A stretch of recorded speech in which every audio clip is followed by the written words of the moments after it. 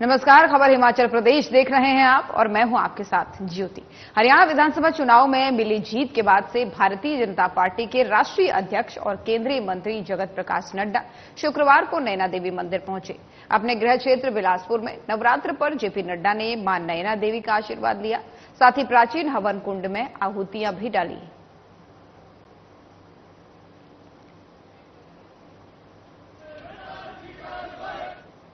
मुख्यमंत्री सुखविंदर सिंह सुक्खू ने सचिवालय में ग्रामीण विकास और पंचायती राज विभाग की समीक्षा बैठक की अध्यक्षता की। इस दौरान सीएम ने कहा कि प्रदेश में ग्राम पंचायतों की ओर से जारी किए जाने वाले विवाह, जन्म और मृत्यु प्रमाण पत्र लोगों को ऑनलाइन उपलब्ध करवाए जाएंगे। उन्होंने कहा कि प्रदेश सरकार लोगों को विभिन्न जन सेवाएं उनके घर द्वार के पास सुगमता से उपलब्ध करवाने के लिए प्रतिबद्ध है। सीएम ने कहा कि ग्रामीण विकास से ही प्रदेश की आर्थिकी को सुदृढ़ किया जा सकता है, इसलिए विभिन्न योजनाओं का सफल कार्यान्वयन नितांत आवश्यक है। वहीं उन्होंने कहा कि मनरेगा के तहत वित्त वर्ष 2023-24 में जो है 275 लाख श्रम दिवस अर्जित करने के लक्ष्य के मुकाबले 344.31 लाख श्रम दिवस अर्जित किए गए हैं, जबकि वित्त वर्ष 2024-25 में 300 लाख श्रम दिवस अर्जित करने का लक्ष्य निर्धारित किया गया है, जिसमें से अभी तक 214.51 लाख श्रम दिवस अर्जित किए जा चुके हैं।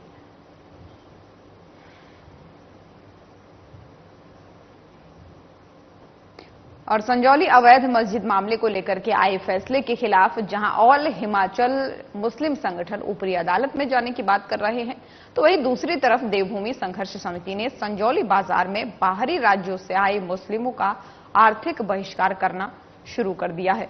देवभूमि संघर्ष समिति ने संजौली शहर में हिंदुओं के प्रतिष्ठानों में सनातन सब्जी और दुकान वाला नाम की पाटिकाएं लगाई हैं और बाहरी राज्यों से आ रहे मुस्लिमों का आर्थिक बॉयकॉट करने की बात कही है। वहीं स्थानीय लोगों का कहना है कि वो सब्जी खरीदने हर रोज आते हैं, लेकिन आज उन्होंने देखा कि दुकान में पोस्टर लगाए गए हैं और ऐसे में जो है अब सभी जागरूक हो रहे हैं।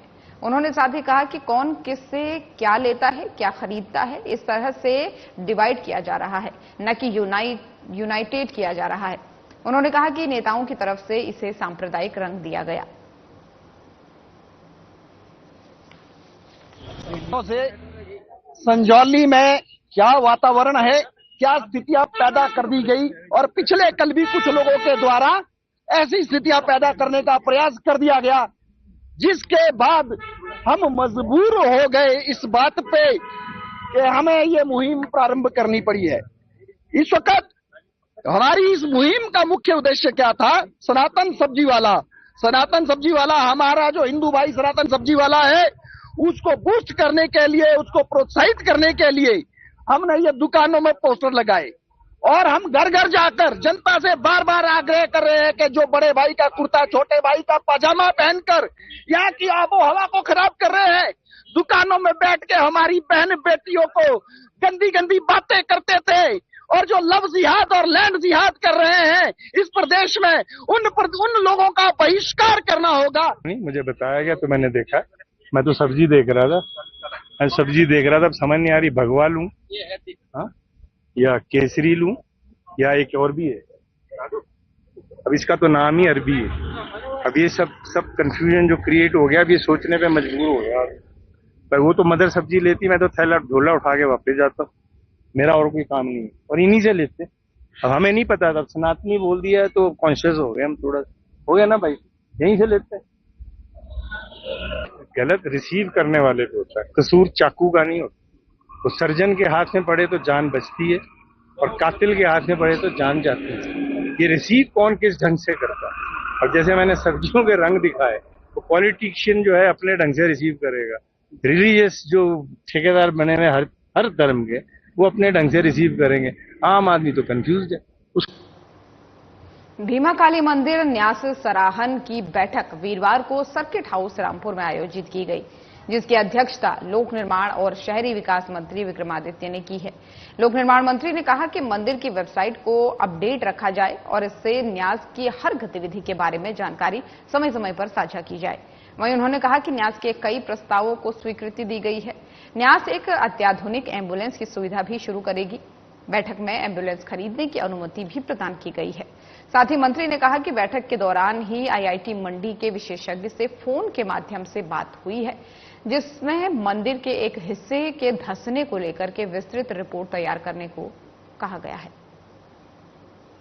आज हमने जो रामपुर बुशहर का प्राचीन भीमा काली मंदिर ट्रस्ट है, उसकी बैठक का आयोजन यहाँ पे किया गया है। हर साल नवरात्रों के पर्व पे इसको किया जाता है और जितने भी मंदिर है इस ट्रस्ट के अधीन, इसमें भीमा काली का मंदिर है, श्राईकोटी का मंदिर है और इसके अधिकतर कुछ रामपुर में, कुछ रोडू में जो जमीनें हैं उसको कैसे उसका बेस्ट यूटिलाइजेशन किया जा सकता है, लोगों को उसका ज्यादा से ज्यादा फायदा मिले, चैरिटेबल काम उसमें करवाए जाए। गौ सदन का निर्माण रामपुर में भी करवाया जा रहा है, आपके नीरथ में, और वैसे ही रोडू में भी एक बहुत बढ़िया जो है गौ सदन का निर्माण वहां पे करवाया जा रहा है, जिसकी करीबन 3 करोड़ की लागत से उसका कार्य जो है वो पूरा हो रहा है।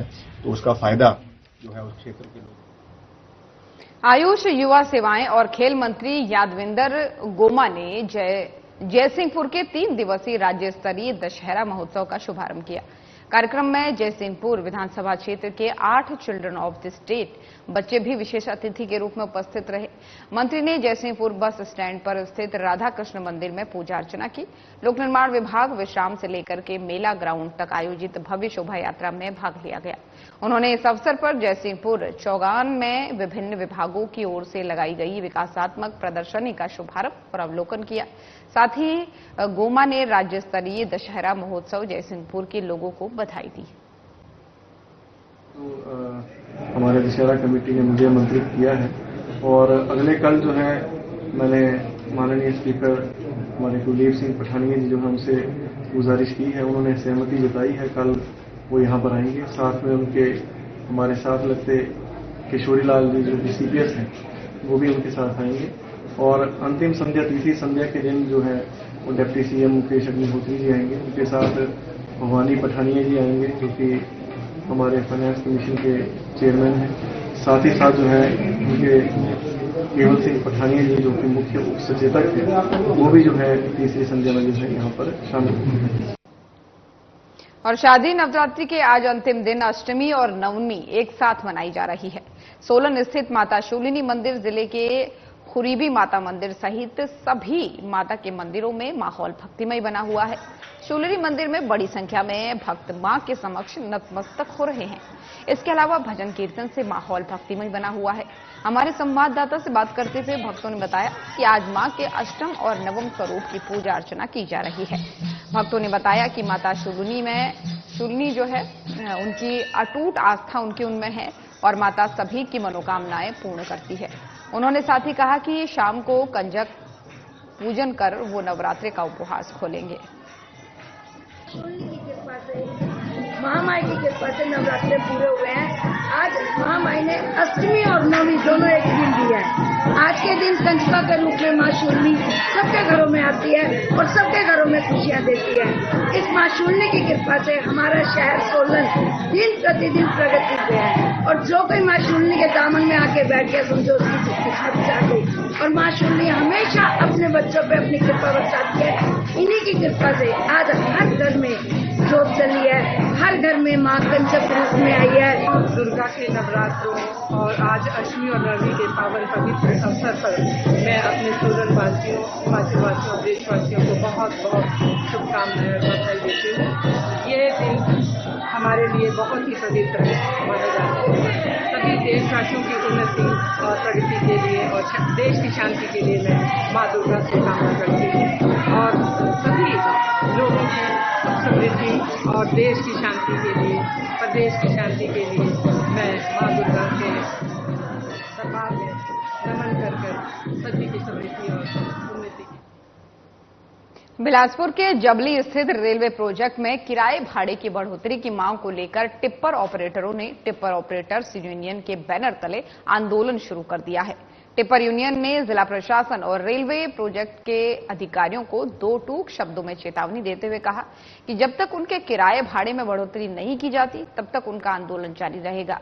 इस अवसर पर टिप्पर ऑपरेटरों ने जिला प्रशासन और रेलवे प्रोजेक्ट के खिलाफ जमकर नारेबाजी की है।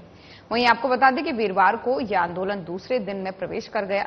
इस अवसर पर धरने को संबोधित करते हुए यूनियन के चेयरमैन सतदेव शर्मा, प्रधान चंदन गुलेरिया और सदस्य डॉक्टर जयराम शर्मा सहित अन्य पदाधिकारियों ने कहा कि रेलवे प्रोजेक्ट के निर्माण कार्य में सामग्री की ढुलाई कार्य में स्थानीय टिप्पर ऑपरेटरों को तरजीह देने की अपेक्षा बाहरी राज्यों से गाड़ियां मंगवाई जा रही हैं, जो न्यायोचित नहीं है।